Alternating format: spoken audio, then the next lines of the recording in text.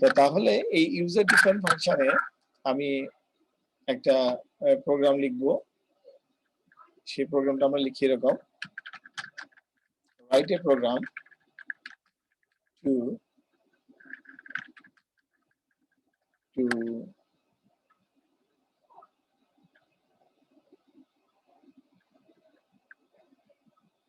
print and sum of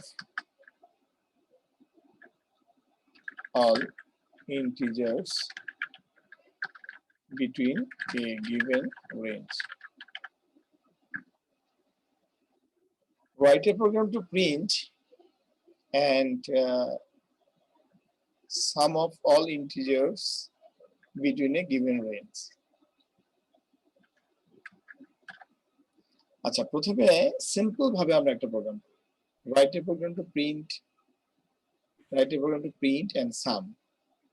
Print and sum একই function দিয়ে আমরা প্রিন্ট করব এবং সাম করব of all integers between a given range. এই প্রোগ্রামটাকে এমন ভাবে সাজাতে চাই আমি যে given range, between a given range মানে একজন রেঞ্জ দিবে কে দিবে? প্রোগ্রামের মেইন বডিটা দিবে, মেইন প্রোগ্রামটা রেঞ্জ দিবে। আমি যদি এইভাবে কল্পনা করি যে আমার প্রোগ্রামের মেইন বডিটা রেঞ্জ দিবে, তাহলে আমার জন্য ব্যাপারটা খুব ইজি হয়ে যায়। তাহলে আমার সাব প্রোগ্রামটা বা ইউজার ডিফাইন ফাংশনটার কাজ কি থাকবে? ইউজার ডিফাইন ফাংশনটার কাজ থাকবে সেটাকে নেওয়ার পরে প্রিন্ট করা এবং সামটা দেওয়া। এখন এই সামটা রিটার্নও করতে পারে, আবার নিজে থেকেও দিতে পারে। তো আমরা প্রোগ্রামটা যখন লিখব তখন যদি কোশ্চেনে কোনো ডিরেকশন না থাকে তাহলে আমরা আমাদের মতো করেই লিখতে পারি। বাট আমাদের শেখার জন্য এই প্রোগ্রামটা আমি তিন ভাবে করব। একভাবে হচ্ছে দুইটা ফাংশন দিয়ে, একটা হচ্ছে ফাংশন উইথ রিটার্ন টাইপ, আর একটা হচ্ছে ফাংশন কল বাই ফাংশন। আচ্ছা, তাহলে আমাদের তিনটা মডেল দাঁড়াবে। write a program to print and sum of all integers between a given range, return the আচ্ছা রিটার্ন লিখলাম না, জাস্ট সিম্পল প্যাটার্ন নাম্বার 1 একটাই। তো আমরা কোড ব্লক স্টার্ট করি।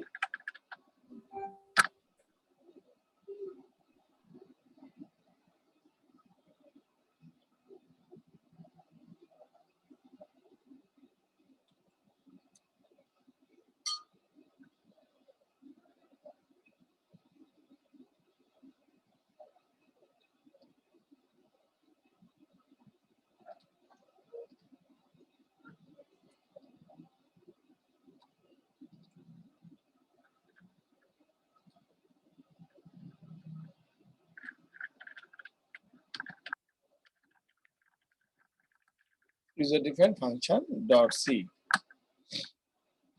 ওকে,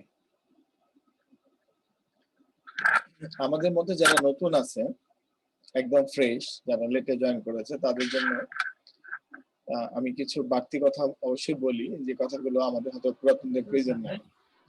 যেমন প্রতিটা প্রোগ্রাম লেখার সময় অবশ্যই প্রথম লাইনে আমাদেরকে স্ট্যান্ডার্ড লাইব্রেরি অ্যাড করতে হবে। কিসের মাধ্যমে? ইনক্লুড কিওয়ার্ডের মাধ্যমে। include stdio.h standard input output dot header file। ওকে, integer main, এটা হচ্ছে আমাদের প্রোগ্রামের মেইন ফাংশন। ওকে, অ্যাকচুয়ালি যখন আমরা এই মেইনটার মধ্যেই সব প্রোগ্রামগুলো লিখি তখন সেটা মৌলিক প্রোগ্রাম বা মেইন সি প্রোগ্রামিং হয়। বাট যখন আমরা এই মেইনটার বাইরে, এই প্রোগ্রাম বডিটার বাইরে আরেকটি বডি তৈরি করি তখনই সেটা ইউজার ডিফাইন্ড ফাংশন হয়। যেমন আমি মেইনটাকে নিচে নেমে দিলাম, যে আমি আরেকটি সাব প্রোগ্রাম তৈরি করলাম, এটা নাম দিলাম void print and sum। অনেক বড় দেখাচ্ছে, তো আমি এটাকে শর্টকাট করি প্রিন্ট সাম। এটা ফাংশনের চিহ্ন, void print sum ফাংশনের চিহ্ন। দেখেন, খুব ভালো করে দেখেন, এইটা সাধারণত প্রোগ্রামের চেহারা, বডি। প্রোগ্রাম দেখতে এমন হয়। এখন আমি যে কাজটা করলাম, আমি একটা ইউজার ডিফাইন ফাংশন তৈরি করলাম, তার নাম হচ্ছে প্রিন্ট সাম। প্রিন্ট করবে এবং সাম বের করবে। There is no blank space between the function name. এখানে আন্ডারস্কোর দিয়েছি, এখানে কোনো ফাঁকা জায়গা রাখা যাবে না। একটা ইউজার ডিফারেন্ট ফাংশনের ধর্ম হচ্ছে ফাংশনটির অবশ্যই একটি নাম থাকবে। প্রিন্ট সাম এটা হচ্ছে তার নাম। সামনে যে অংশটুকু থাকে এটাকে বলে রিটার্ন টাইপ। ভয়েড মানে কোনো কিছু রিটার্ন করবে না, মানে সে নিজেই নিজের কাজ করবে। কোন অংশের মধ্যে? এই অংশটুকুর মধ্যে। ভয়েড মানে নো রিটার্ন, কোনো কিছু। ভয়েডের বাংলাটাও কিন্তু ভয়েড মানে নাল, মানে ফাঁকা, মানে তার কোনো কিছু দায় দায়িত্ব নেই কাউকে দেওয়ার। তার দায়িত্ব হচ্ছে তাকে যে কাজটা দিবে সে কাজটা করবে। আচ্ছা, এইটা হচ্ছে ফাংশনের চিহ্ন। যদি কোনো ভেরিয়েবলের নামের পাশে ফার্স্ট ব্র্যাকেট অন এবং first bracket start and first bracket close থাকে তাহলেই সেটিকে ফাংশন বলা হয়। এখন এর ভিতরে আপনি ফাঁকা রাখতে পারেন, that means it will not take any input from the outside. But এখানে যদি আমি কোনো ভেরিয়েবল লিখি, ভেরিয়েবল ডিক্লেয়ার করি, that means that variable will be responsible to take input or take data from outside of the function body. What is outside? Outside মানে হচ্ছে এইটুকু জায়গার বাইরে। এইটুকু জায়গার বাইরে থেকে সে ইনপুট নিয়ে যাবে। তাহলে ওইটুকু জায়গার বাইরে কি আছে? মেইন আছে, মানে মেইন থেকে ইনপুট নিয়ে যাবে। সো আমি যদি আমাদের প্রোগ্রামটাকে অনুসরণ করে কাজ করি, যেমন আমি বলি ইন্টিজার a, ইন্টিজার b, তাহলে এখানে আমি একটা আর্গুমেন্ট লিস্ট তৈরি করেছি, যে আর্গুমেন্ট লিস্টের মধ্যে দুটি ভেরিয়েবল ডিক্লেয়ার করা আছে, ইন্টিজার a, ইন্টিজার b। তার মানে a একটি মান বাইরে থেকে নিয়ে আসবে, b একটি মান বাইরে থেকে নিয়ে আসবে। তো স্যার আপনি এটা কেন করলেন? আমি করলাম এই জন্য আমার প্রোগ্রামের ধরন দেখে করলাম। Between a given range, range মানে একটা বিন্দু থেকে আরেকটি বিন্দু, একটি মান থেকে আরেকটি মান, 1 থেকে 1000 টাকা, 500 থেকে 600 টাকা, 1 মাইল থেকে 10 মাইল, মানে রেঞ্জ মানে একটা দুটো বিন্দুকে বোঝায়, একটি ছোট একটি বড়, এটা থেকে ওটা, এরকম। তো আমি এই আলোকে একটা রেঞ্জ ডিক্লেয়ার করলাম। যেহেতু এখানে ইন্টিজার্স আছে তাহলে আমি খুব ইজিলি এই কাজটা করেছি, ইন্টিজার এ, ইন্টিজার বি।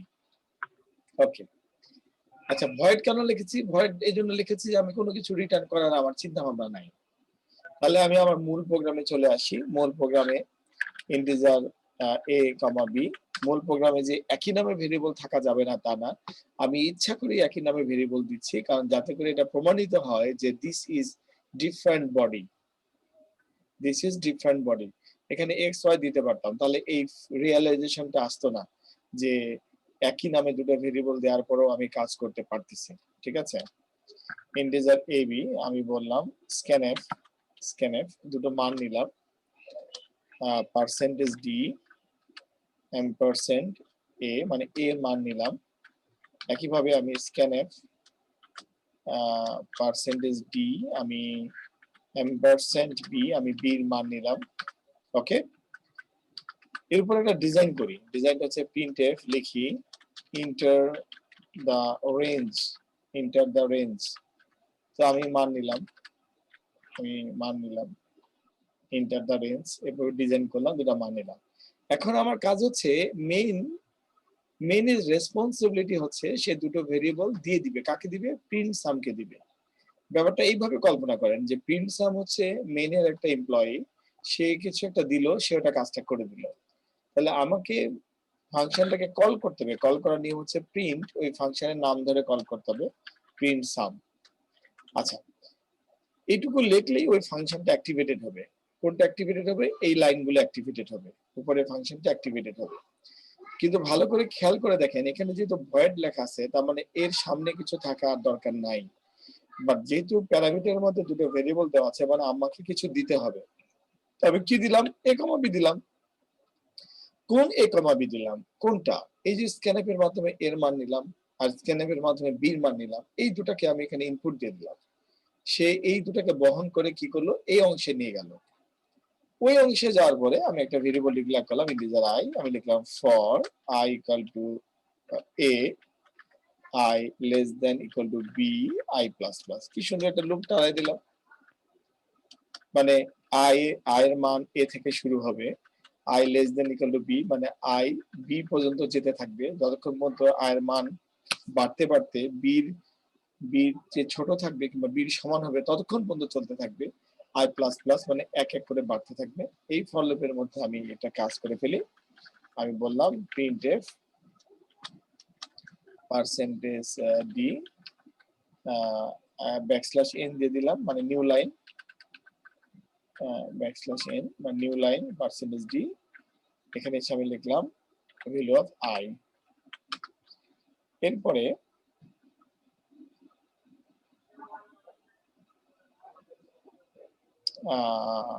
আমি এই কাজটা করতে পারি, সাম equal to some plus I. এই আই এর মানগুলোকে আমি যোগ করলাম। তাহলে সাম একটা ভেরিয়েবল, এটাও ডিক্লেয়ার করতে হবে। তাহলে উপরে আমি সাম ইকুয়াল টু 0 লিখে রাখলাম, ঠিক আছে, ডিক্লেয়ার করলাম, এটা প্রাথমিক মানও নিলাম। এরপরে ফর লুপের বাইরে এসে, কারণ আমি ফর লুপের ভিতরে যদি সামটাকে প্রিন্ট করি তাহলে বারে বারে সাম প্রিন্ট হবে, তাহলে আমি বাইরে এসে প্রিন্টএফ করলাম ব্যাকস্ল্যাশ এন মানে নিউ লাইনে the sum is percentage d মানে ইন্টিজার নাম্বার আমি বাইপাস করব, এখানে দেখলাম সাম ভেরিয়েবলটা। ওকে, আমি যদি এখন এই প্রোগ্রামটা কম্পাইল করি এন্ড রান করি তাহলে কি হলো, ইন্টার দ্য রেঞ্জ, আমি বললাম 1 থেকে 20, দেখেন 1 থেকে 20 পর্যন্ত প্রিন্ট হলো এবং তারপরে the sum is 210 সামটাকে প্রিন্ট করলো, মানে 1 থেকে 20 পর্যন্ত যতগুলো নাম্বার আছে নাম্বারগুলোকে যোগ করলে 210 হয়। ওকে, so what is our target, আমরা কি শিখলাম?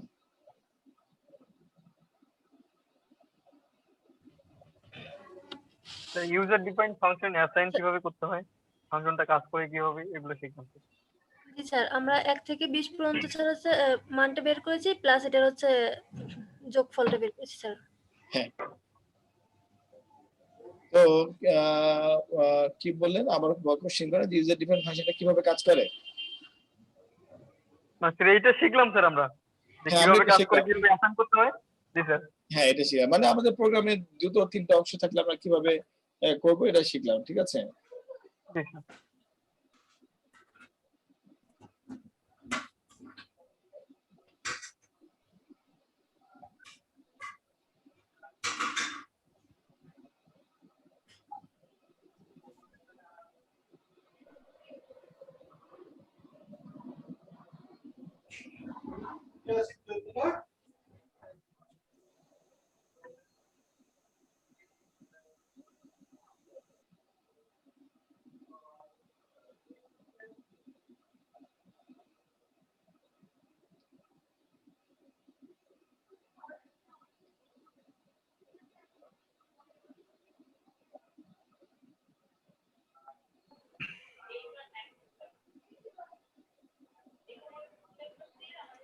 আচ্ছা, এখন এটাকে একটু চেঞ্জ করি, ক্লিয়ার? চেঞ্জটা হচ্ছে এরকম, আমি আরেকটা ফাইল করি,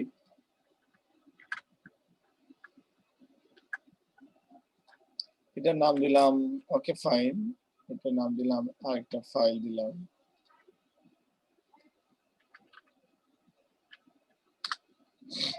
ঠিক আছে। দেখেন আমি যদি এখানে ভয়েডের জায়গায় ইন্টিজার করি তাহলে এই ফাংশনটা কোনো কিছু রিটার্ন করার ক্যাপাসিটি অর্জন করবে। তো রিটার্ন করতে গেলে আপনাকে অবশ্যই রিসিভ করতে হবে। এখানে তো শুধু আমরা কল করেছি, দিস ইজ অনলি কল। 18 নম্বর লাইনে আমরা কি করেছি, শুধু কল করেছি। তাহলে রিসিভ করতে গেলে আমাকে কি করতে হবে? So I must have a receiver, ঠিক আছে। তো রিসিভ আপনি বিভিন্ন ভাবে করতে পারেন, প্রিন্টএফ এর মাধ্যমে রিসিভ করতে পারেন কিংবা কোনো ভেরিয়েবলের মাধ্যমে রিসিভ করতে পারেন। কিরকম?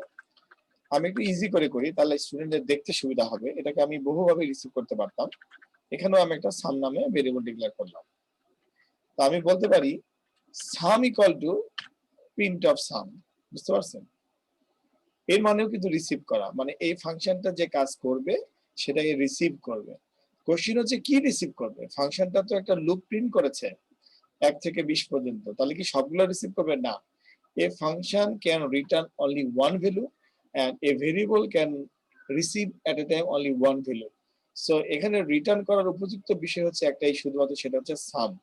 তাহলে আমি যদি এই লাইনটাকে ওমিট করি, এভাবে এই লাইনটাকে কমেন্টে ফেললাম, এখানে আমার লেখা উচিত তখন রিটার্ন সাম। যদি আমি রিটার্ন সাম লিখি তাহলে যে কাজটা হবে, এই যে পুরো সাব প্রোগ্রামটা এতক্ষণ ধরে যে কাজটা করলো, প্রিন্ট করলো এবং ভ্যালুগুলোকে যোগ করে করে একটা ভেরিয়েবলে রেখেছিল, সব কাজ শেষ হওয়ার পরে সে সেটাকে রিটার্ন করতে পারবে। কাকে রিটার্ন করবে? যে তাকে কল করেছিল।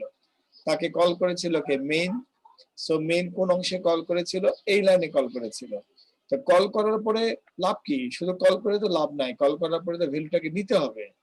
এই নেওয়ার জন্য আমি একটা ভেরিয়েবলের মাধ্যমে ভ্যালুটাকে রিসিভ করলাম। সো এই সিস্টেমে যদি আমি কাজ করি তাহলে আমাকে এই প্রোটোটাইপ ডিক্লেয়ার করতে হবে। That is the prototype.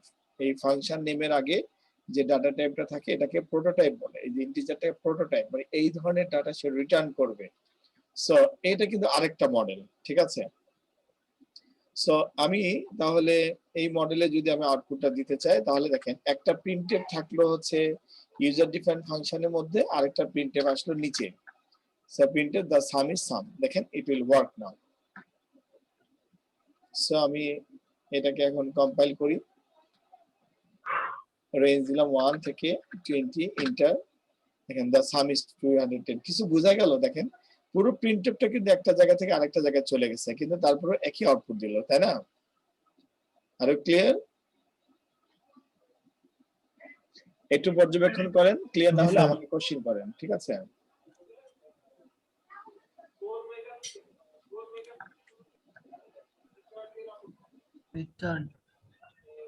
Sir হুম, এখানে আমরা যদি এই ভিতরে যে প্রিন্টএফটা করতেছি ফাংশন, ইউজার ডিফাইন ফাংশনের মধ্যে হ্যাঁ। আয়ের মানটা, এই এই আয়ের মানটা কি হচ্ছে আমি রিটার্ন করতে পারবো? না, মানে you যত cannot পর্যন্ত return using a loop because a function can return at a time only one value. So সে যখন রিটার্ন কমান্ডে চলে যাবে শুধু তখন একটাই বডি ভ্যালু। থেকে বেরো যাবে। সো বডি থেকে বেরিয়ে গেলে সে আবার ব্যাক করতে পারবে না। In that situation you have to invent or you have to think about the recursive function. ও জি স্যার, জি স্যার, হ্যাঁ রিকারসিভ দিয়ে সম্ভব হবে। স্যার, আমার কথা বুঝে গেছে? স্যার ওটাই ভাবতেছিলাম আমি। ঠিক আছে স্যার।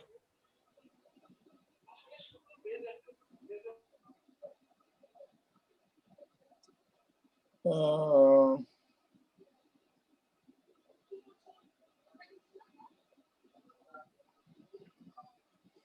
এক খুব বিপদে পড়ছি। একজন আপনাদের সাথে ক্লাস করতে চায়, সে আমাদের স্টুডেন্ট না, বারে বারে মেসেজ দিচ্ছে আমাকে লিঙ্ক দেন।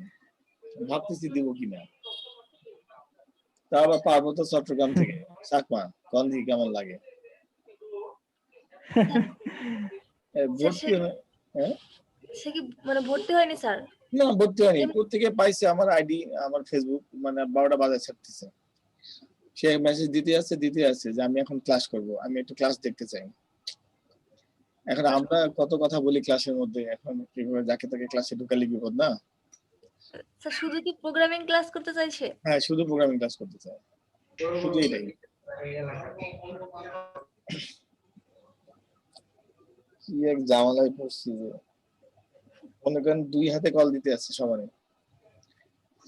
অনলাইনে দেখতে পারে, সে তো আর মানে লাইভ ক্লাস দেখতে হবে তার তো কথা না, এটাই তো অনলাইনে দেখতে পারে না। বললাম যে ভিডিও দেখো না, আমি আপনার ক্লাস করব সামনাসামনি।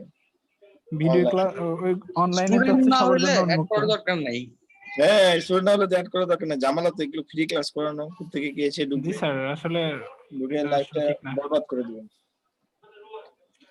মানে আচ্ছা, বিষয়টা তাহলে ফ্রি দিয়ে না, মানে দেখা যাচ্ছে যেটা তো একটা আরেকটু মানে আরেকটু প্রাইভেট আরেকটু বুঝে নেই, প্রাইভেট ক্লাস আর কি। আরেকটু বুঝে নেই যে আসলে কি এত এত ওই আগ্রহ কেন।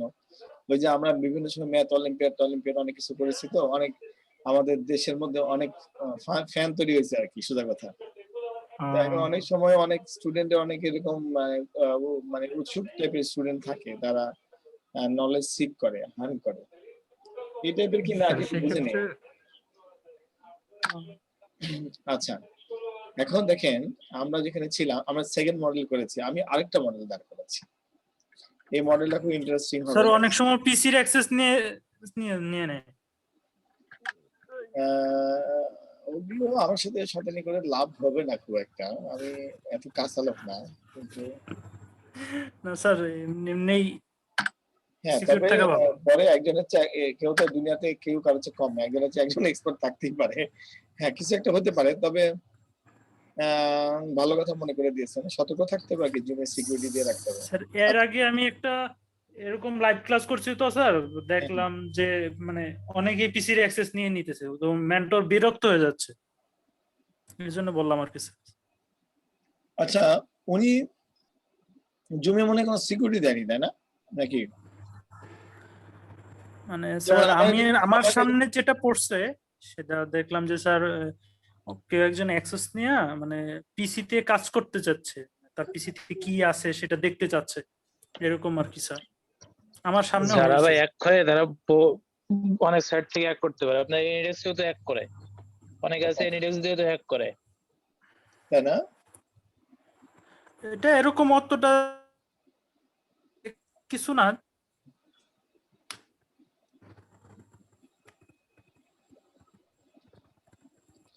সেটাই আমরা জি স্যার, এখন তথ্যের অনেক মূল্য স্যার, আমরা অবশ্য তথ্য খুব সাবধানে রাখতে হবে। গণকম্পিউটার স্যার আমি মনে করি স্যার বাইরের কাউকে অ্যাড করার দরকার নেই ক্লাসে।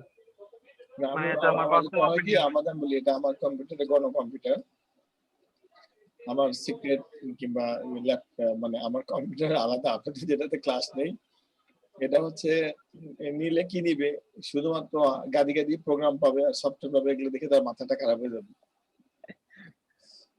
আচ্ছা, আমরা দেখেন এতক্ষণ ধরে যে জিনিসটা করলাম, দুটো মডেল দাঁড় করালাম, এই দুটো মডেলের মধ্যে আমি একটা ভিন্নতা আনতে চাই, একটু ডিফারেন্সটা কি, সেটা হচ্ছে ফাংশন, ইউজার ডিফাইন্ড ফাংশনের জনপ্রিয়তা এবং গুরুত্বের কারণ কি। তার প্রধান কারণটা হচ্ছে সাব প্রোগ্রাম, মডেলটা হচ্ছে সাব প্রোগ্রাম। এর মানে হচ্ছে প্রোগ্রামগুলোকে, কাজগুলোকে আলাদা আলাদা ভাবে বিভক্ত করে রাখা, একটা কাজ যেন আরেকটা কাজকে ডিস্টার্ব না করে, কিংবা একটা অংশে যখন রিপেয়ার করা হবে, মডিফিকেশন করা হবে, তখন আরেকটা অংশ যেন ক্ষতিগ্রস্ত না হয়। এই কনসেপ্টের আলোকে মডার্ন প্রোগ্রামিং ল্যাঙ্গুয়েজ, যত ফোর্থ জেনারেশন ল্যাঙ্গুয়েজ তৈরি হয়েছে, ভিজুয়াল ল্যাঙ্গুয়েজ তৈরি হয়েছে, সবগুলাই মডিউলার বেস বলে, এটাকে বলে মডিউলার প্রোগ্রামিং। পরবর্তীতে এগুলো অনেক জনপ্রিয় আর্কিটেকচার হচ্ছে, কিন্তু সূত্রপাতটা হচ্ছে এই ইউজার ডিফাইন্ড ফাংশন থেকেই, এটাই গোড়াপত্তন। তো এখানে দেখেন আমরা দুটো কাজকে এক জায়গায় করেছি, একটা সাম করেছি, আবার একটা প্রিন্টও করেছি, বাট ব্যাপারটা এরকম না, ব্যাপারটা করতে হবে এরকম, যেহেতু প্রিন্টের কাজটা রিটার্ন করা যাবে না, সো এই মডেলটাকে এভাবে দাঁড় করালাম, ভয়েড প্রিন্ট, এখানে সামটা কেটে দিলাম,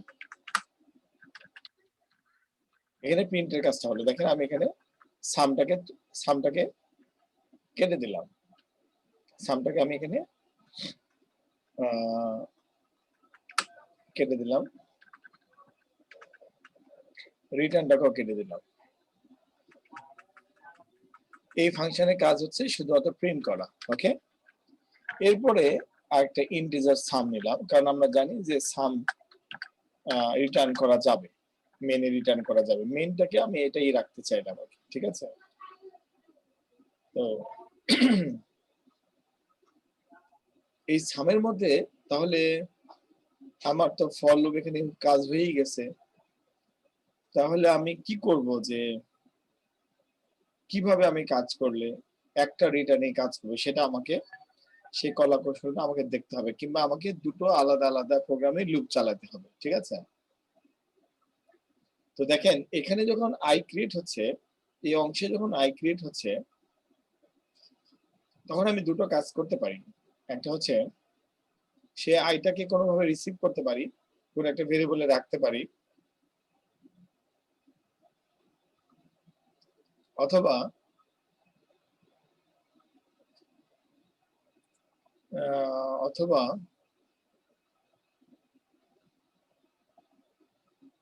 আমি পুরনো এই কাজটা করতে পারি। তো যেহেতু মেইন অলরেডি ইনপুট নিয়েই ফেলেছে, সো ভেরিয়েবলটা স্যার অলরেডি ডিক্লেয়ার হয়ে গেছে। আমি বলি ভেরিয়েবলটা অলরেডি ডিক্লেয়ার হয়ে যাওয়া মানে মেমোরিতে প্লেস অলরেডি নিয়ে নিয়েছে এবং সে কল করতেও পারে, তাহলে আমাদের টেনশন করার দরকার নেই। আমরা এখানে সিম্পলি উপরের প্রিন্টের কাজটা শুধুমাত্র লিখবো প্রিন্ট, আর কিছু না, a, b, শুধু কল করব, কল করলেই প্রোগ্রামের এই অংশটুকু রান হয়ে যাবে, কাজ হয়ে যাবে।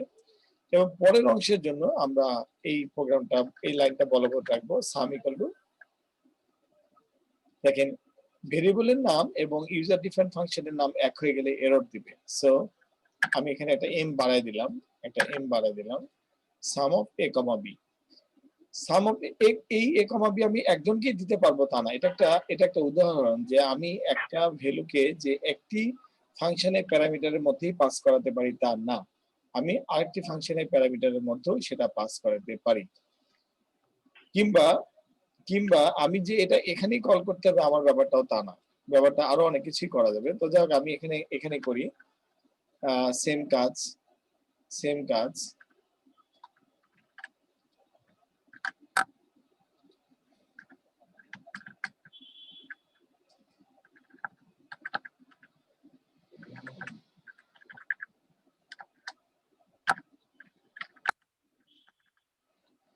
উপরে সাম ভেরিয়েবলটা থাকবে না, ওকে, কমাই দিলাম। এরপরে থাকবে রিটার্ন সাম। তাহলে দেখেন এই প্রোগ্রামটা আর্কিটেকচারটা কিরকম। এই প্রোগ্রামটা আর্কিটেকচারটা হচ্ছে একটা জবের জন্য একটা কাজ, এটা হচ্ছে প্রিন্টিং জব, এটা হচ্ছে সামের জব, বাট এখানেও কিন্তু প্যারামিটার লাগবে, এ আর বি এর মান পাবে না, এজন্য আমি এখানেও ইন্টিজার a, ইন্টিজার b দিব। তার মানে দেখেন ভেরিয়েবল কিন্তু একটাই রয়ে গেল, এখানেও যে নাম এখানেও সে নাম, কোনো প্রবলেম কিন্তু হবে না, কারণ এই ফাংশনটা এক্সিকিউট হবার পরে এই ফাংশনটা কল হবে। যখন এই ফাংশনটা কল হবে তখন মেমোরিতে এই ভেরিয়েবলটা রিপ্লেস হয়ে যাবে, সমস্যা নাই। রিটার্ন করলো, তাহলে এই অংশটুকু এই রিটার্নটাকে নিয়ে নিল, ক্লিয়ার, প্রিন্টএফ করলো। দেখেন আমি যখন রান করবো রেঞ্জ 120 একই কাজই হলো। তাহলে আমাদের এখানে মডেল কিন্তু আমরা তিনটা দেখলাম। সবচেয়ে বেস্ট ওয়ে কি? বেস্ট ওয়ে হচ্ছে প্রতিটা জবকে আলাদা করতে পারা, যদি আলাদা করা যায়। কিন্তু আলাদা করতে যে প্রোগ্রামের কমপ্লেক্সিটি বাড়ানোর দরকার নাই যদি প্রয়োজন না থাকে, ঠিক আছে। বাট আমি এটা দেখাইলাম যে একটি মেইন প্রোগ্রামের সাথে যে একটি ইউজার ডিফারেন্ট ফাংশন থাকবে, ব্যাপারটার জন্য তা না হয় you can use more than one user defined function and different type of user defined function. এটা কি non return type user defined function, আর এটা কি return type user defined function। তাহলে দুটো দুই রকম, ক্লিয়ার? তাহলে দুটো কি রকম হলো? দুই রকম হলো না? জি স্যার। ওকে, আচ্ছা স্যার আমার একটা কোশ্চেন ছিল। হ্যাঁ স্যার আমরা যদি প্রোগ্রামে একাধিক মানে ফাংশন ব্যবহার করি সেক্ষেত্রে কি আমাদের প্রোগ্রামের কমপ্লেক্সিটি বাড়ে? মানে আমাদের ফাংশন যদি বাড়ে সেক্ষেত্রে কি কমপ্লেক্সিটি বাড়ে?